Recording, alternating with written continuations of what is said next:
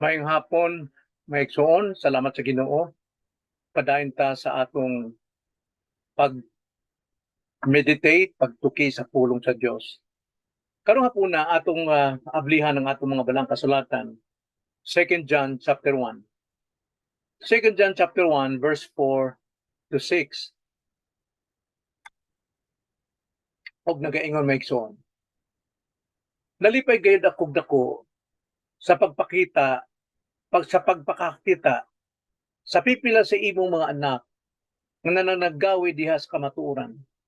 Sumala sa sugo nga atong nadawat gikan sa mga.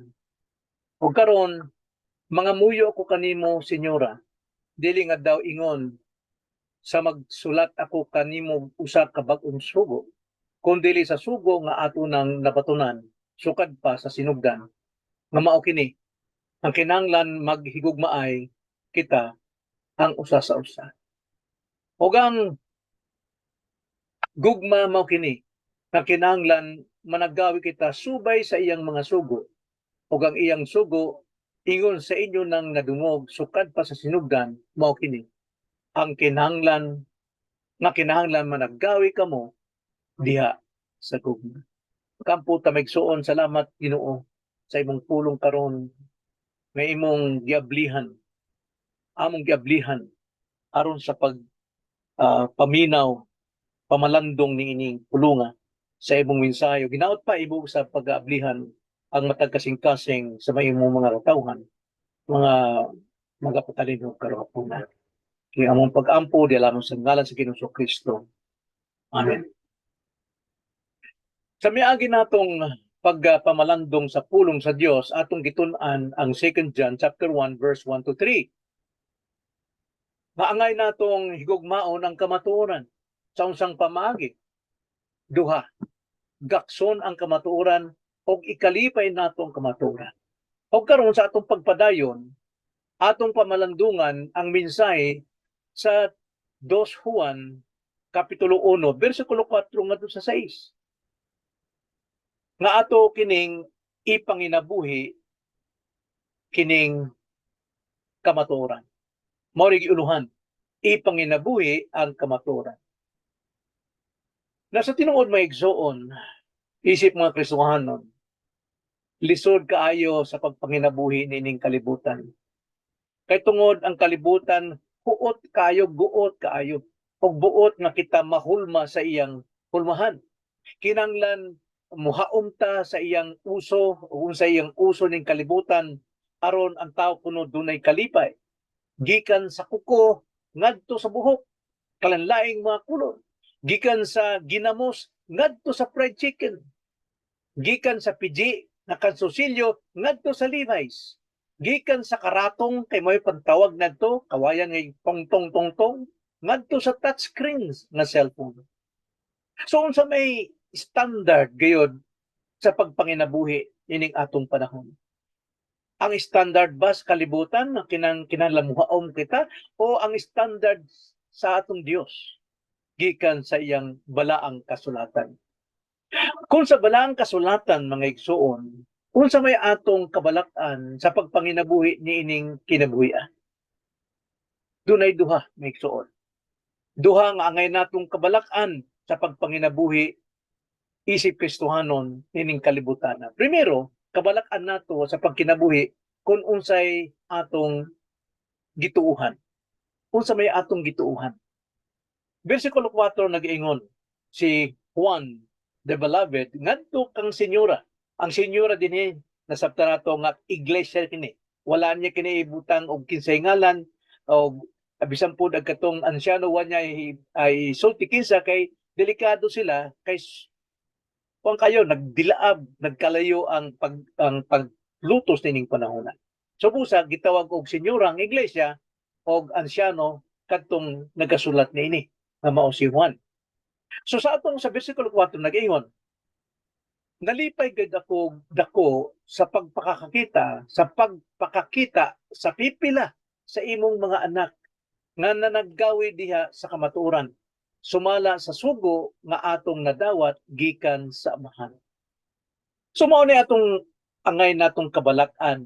Kita ba unsa may atong tinuohan. Unsa may tinuohan. Bisan pagali dinhi nga misuwat si Juan nining senyora, nga bisan pa sa iyang mga anak o sa mga miyembro sa iglesia, dunay mga miangkong Kristohanon nga wala man naggawi sa kamatuoran. Apan nagapasalamat siya tungod nakita niya nga dunay mga pipila nga nagkinabuhi sa kamatuoran. Now, unsa man ning kamatuoran na? Kining kamatuoran maigsuon wala laing kundi ang atong Ginoong Kristo. Sumala sa iyong giingon sa John 14:6, si Jesus mitubag kaniya, ako mao ang dalan o ang kamatuoran o ang kinabuhi, walay bisan kinsa nga makaadto sa Amahan gawas kun pinaagi kanato. So kining kamatuoran na igsuon, nadaan na natong nagdawat sa atong Ginoong manluluwas. Siya ang kamatuorang nagluwas kanato, siya ang kamatuorang nagpabilin kanato, siya ang kamatuorang magauban kanato sumala sa atong natun-an atong una. Si Jesus ang kamatuoran. Kaniya nagikan ang grasya, kaniya nagikan ang talinaw, kaniya nagikan ang mga doktrina. So dili na kita angay magpangita paglaing kamatuoran bisan tuod og dunay mga kamatuoran ning kalibutan na apan ang kining kamatuoran ning kalibutan na dili gyud ni makaluwas kay tungod usaray kamatuoran nga gihatag sa Dios alang sa kaluwasan niadto magasalig kaya kaniya, di ba? Acts chapter 4 verse 12, way laing pangalan sa silong sa langit nga gihatag sa Amahan sa diha nga aron ang tawo nga magasalig kaniya dili malaglag kun dili maluwas. So, mao ni problema. Kay tungod dunay mga miyembro nga wa magkinabuhi managgawi des kamatuoran. Bisan tuod og sila miangkon nga Kristohanon. Apan kini sa panawag ni bisan pa nadtong mga naga pagkinabuhi o na naggawi sa kamatuoran. So, igo kini atong gikuptan maigsuon. Si Jesucristo ang gugma nga gihatag sa Dios, John 3:16. Tungod sa gugma sa Dios sa kalibutan, iyang gihatag ang iyang bugtong anak, ang iyang unique na anak, nag-inusarang anak, ang gihigugmang anak, alang sa niadtong mga tao nga musalig kaniya. Naba sa Dios ang kondisyon aron siya maluwas, nga katong musalig kaniya dili. Ang musalig kaniya katong gianak na pag-usab pinaagi sa kamatuoran nga ilang nadunggan nga pulong sa Dios. 1 Pedro 1:23 o Santiago 1:18 nga ang mga Kristohanon gianak pag-usab pinaagi sa pulong nga walay kamatayon. O kanang pulunga mao na si Kristo, siya ang atong pagkamatarong. 2 Corinto 5:21 tungod kanato siya nga wala makasinati og sala, gihimo niya nga sala. Gihimo sala, ambot pasabot, tanang sala nato iyang gihakop, iyang gipasan. Siya may pulid to sa kining silot sa sala. Aron diha kaniya kita mahimong pagkamatarong nga anaa sa Dios. Pagkanindot naigsuon. So, kinahanglan ipanginabuhi nato ang kamatuoran apan unsang kamatuoran na naabata sa tinuod nga tinuuhan. Kay kung dili tinuod naigsuon nagyod ang atong kalaglagan. So kabalak-an nato sa pagkinabuhi kung unsay atong tinuuhan. Ikaduha, kabalak-an nato ang pagkinabuhi kung unsay atong pamatasan. Kinahanglan kung doon natay tinuog na tinuuhan, kinahanglan makita gyud kini, musamag kini, no? Kinahanglan mudan-ag gyud sa atong kinabuhi. Nagaingon ang bersikulo 5 ngadto 6. Nagaingon maigsoon, og karon mga muyo ako kaninyo, senyora. Dili nga daw ingon sa magasulat ako kanimog usa ka bag-ong sugo, kundi sa sugo nga ato nang nabatunan sukad pa sa sinugdan nga mao kini nga kinahanglan maghigugmaay kita ang usa sa usa. mao kini ang pamatasan niadtong mga taong duna sa tinuod na tinuohan. Tinuod na tinuohan, tinuod na kaluwasan, tinuod nga pamatasan, tinuod nga pagkinabuhing luwasnon. Sumala sa bersikulo 6 nag-ingon, og ang gugma mao kini nga kinahanglan managgawi kita subay sa iyang mga sugo og ang iyang sugo ingon sa inyo ng nadungog sukad pa sa sinugdan mao kini nga kinahanglan managgawi kamo diha sa gugma. So makita nato bigsuon kinahanglan anha gyud ta magpabiling gyud ta diha sa pamatasan nga paghigugmaay. Magmasinugtanon kita sa balaang sugo sa atong Dios ngano man kay ang pagkamasinugtanon sa balaang sugo sa Dios, nagaingon ang Juan 14, versikulo, Juan 14, versikulo 21, nagaingon may igsoon. Ay, sorry.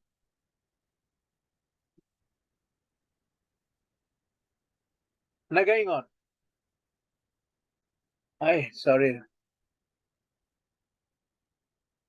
Ang nagabaton sa ako mga sugo og nagatuman niini unsa man kini siya mao ang nahigugma kanako og ang nahigugma kanako pagahigugmaon sa akong amahan og ako mahigugma kaniya og magapadayag sa akong kaugalingon ngadto kaniya mga igsuon kini dili ni bag-o nga sugo dili ni bag-o kun dili mao ni ang tinuod nga ipanginabuhi sa tinuod nga luwasnon. Nakita magpupot o magmatinumanon sayang pulong, sayang sugo, kay mo ni timaan nakita naa sa tinuod nga tinunan. Kini na bato na nato sa sinugdan pa lamang sa atong sa atong kaluwasan. Busa ang sugo ni Kristo nga maghigugmaay kita dili sa atong pagbati kundili atong basahon ang John 13 verse 34. Ako magahatag kaninyo bag-ong sugo nga kinahanglang maghigugmaay kamo ang usa sa usa maingon nga ako nahigugma kaninyo kinahanglan maghigugmaay usab kamo ang usab-usa. Kining gugmaha maigsoon dili ni atong kaugaling pagbati kung dili kining gugmaha, kini mao'y gihatag sa Dios kanato. Si Kristo mao kining gugmaha nga siya nagpakamatay alang kanato. Siya ay may puli sa atong silot sa kamatayon sa impyerno aron dili kita malaglag.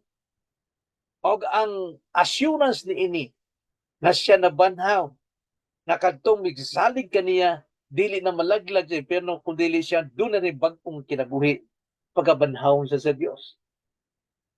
Subo sa kining sugua dili kay tungod atong buhaton ni katungod sa atong kaarangan dili kundi si Kristo sumala sa iyang gugma nga naa kanato higugmao nato ang usag-usa. Busa sa 35 nagingon ang tanang tao makaila nga kamo mga tinun-an ko pinaagi niini. Tanang tao kuno makaila nga kita iya mga tinun-an pinaagi sa atong paghinigugmaay kay tungod kining paghinigugmaay imposible sa tao. Gawas kon si Kristo na asulod kaniya may gugma niya ang isang kasaw bisan pagali ang mga kaaway. Usa makita sa mga tao nga kamo iyang mga tinun-an kung kamo magigugmaay ang usa sa usa. So unsang gugmahan ni igsuon? Ang gugma mao kini nga kinahanglan managgawi kita subay sa iyang mga sugo. Subay sa iyang mga sugo. O kining gugmaha kana gikahuwad kanato sa dihang kita nahimong iyang mga anak. Diha sa diha nga kita gianak sa espiritu o gianak sa pulong sa Dios. Roma 5:5 nagaingon, og ang paglaom dili mo pahigawad kanato kay ang gugma sa Dios gikahuwad man nganhi sa atong mga kasing-kasing pinaagi sa unsa? Sa espiritu. Sa diha nga kita gianak sa espiritu pinaagi sa pulong naggihatag kanato. So sa atong buhaton na igsoon, dili lang kay atong higugmao ng kamaturan, kinahanglan ato sa ipanginabuhi ang kamaturan kay anaa na kini kanato. So sa may atong hinumduman, sa may makutlo nato ini migsuon. Kung sa may application. Primero, ang ubang magtotoo. Sama sa nangamuyo itong si Juan sa senyora nga kinahanglan i-practice ang pagkigmaay kay tungod dunay mga nag-ingong Kristohanong wala man naggawi sa kamatuoran. Kinahanglan gyud na ang paghigugma. So, nay ubang magtotoo ang ilang kabalaka mao ang pagkinabuhi kung unsay maayo sa panlantaw sa kalibutan. Gusto nilang mahaom sila sa hulmahan nining kalibutan. Aron wa kuno sila problema. Apan dakong problema kay bisan og law-ay nga pagkinabuhi mao ilang gusto, mao ilang subayon. Bisan og angay kaulaw. Kay balutag mo sa mga kaulaw karon, no?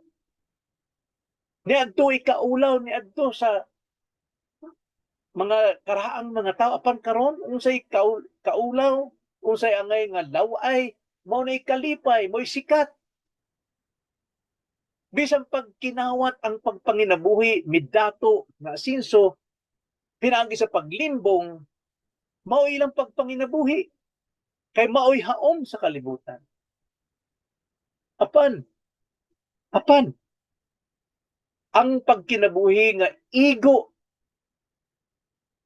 og mahinungdanon atubangan sa Dios mo'y atong kinahanglang ipanginabuhi bisan pa og dili ta haom sa kalibutan. Bisan pag lahi ang panlantaw nila sa ato kalibutan kay maunay angay may tabukan nato. Mudan-ag ta sa atong tinuod nga pagkinabuhi, makita si Kristo sa atong kinabuhi. Primero, anaa nato ang katagbawan. Dili ta maikag nining kalibutan. Kahilas ning kalibutan. Naa nato ang katagbawan, ato kinaipinabuhi. Og number 1 gyud ang paghigugmaay sa usag-usa nga dili kita mahimong kapandulan sa uban nato mga igsuon.